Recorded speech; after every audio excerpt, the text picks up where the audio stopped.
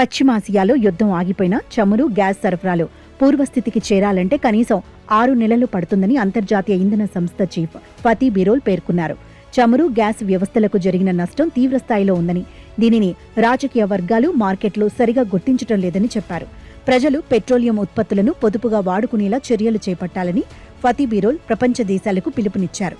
ఇటీవలి గల్ఫ్ ప్రాంతంలోని 3 కీలక రిఫైనరీల్లో ఒకటైన కువైట్లోని మినా అల్ అహ్మదీ చమురు రిఫైనరీపై ఇరాన్ మళ్లీ దాడులు చేసింది. ఈ క్రమంలోనే ఫతీ బిరోల్ కీలక వ్యాఖ్యలు చేశారు. ప్రస్తుతం జరుగుతున్న నష్టానికి యుద్ధం ఆగిపోయినా చమురు, గ్యాస్ సరఫరాలు పూర్వస్థితికి చేరాలంటే కనీసం 6 నెలల సమయం పడుతుందని తెలిపారు. ఇక ప్రస్తుత పరిస్థితి కొనసాగితే ఏప్రిల్ చివరికల్లా చమురు ధరలు బ్యారెల్కు $180 దాటిపోతాయని సౌదీ అరేబియా అధికారులు స్పష్టం చేశారు. ప్రపంచంలోనే అతిపెద్ద చమురు ఉత్పత్తి సంస్థ అయిన సౌదీ అరామ్కో ఏప్రిల్ 2వ తేదీన తమ చమురు విక్రయ ధరను సవరించనున్నట్టు వెల్లడించారు. మరోవైపు ఇప్పటికే చమురు ధర ఏకంగా $119 తాకింది.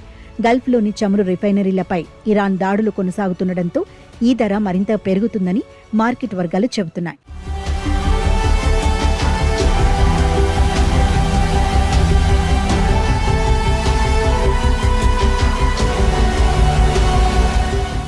ఇప్పటికే ఫ్యూచర్స్ మార్కెట్లో ఏప్రిల్ తొలి వారం చమురు ధరలు $150 వరకు చేరాయని అంతర్జాతీయ మీడియా కథనాలు వెల్లడించాయి.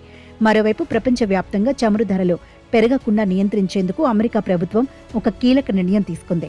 సముద్ర మార్గంలో ఉన్న ఇరాన్ ముడి చమురును కొనుగోలు చేయడానికి 30 రోజుల పాటు అనుమతినిస్తూ ట్రంప్ ప్రభుత్వం ఉత్తర్వులు జారీ చేసింది. అమెరికా ఆర్థిక మంత్రి స్కాట్ బెసెంట్ ఈ విషయాన్ని వెల్లడించారు. గత 2 వారాల్లో అమెరికా ఇలాంటి మినహాయింపు ఇవ్వడం ఇది 3వసారి. ఇరాన్తో యుద్ధ వాతావరణం వల్ల అంతర్జాతీయంగా చమురు సరఫరా తగ్గి ధరలు పెరిగే అవకాశం ఉంది.